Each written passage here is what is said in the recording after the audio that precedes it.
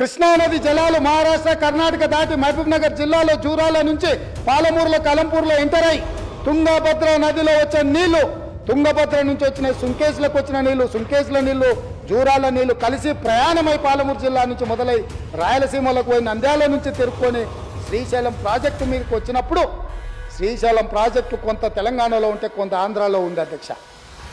అంతకుముందు ప్రాజెక్టు లేవు. అంతకుముందు పోతిరెడ్డిపాడు 11,000 క్యూసెక్స్ ఉండే, అది 44,000 క్యూసెక్స్ పెరిగింది. అంతకుముందు లేని రాయలసీమ లిఫ్ట్ ఇరిగేషన్ ఇవాళ 8 టీఎంసీలు తరలించడానికి లిఫ్ట్ ఇరిగేషన్లు కట్టిండ్రు. ముచ్చుమరి నుంచి అర టీఎంసీ కట్టిండ్రు అధ్యక్ష. మొత్తం 12.5-13 టీఎంసీలు పర్ డే.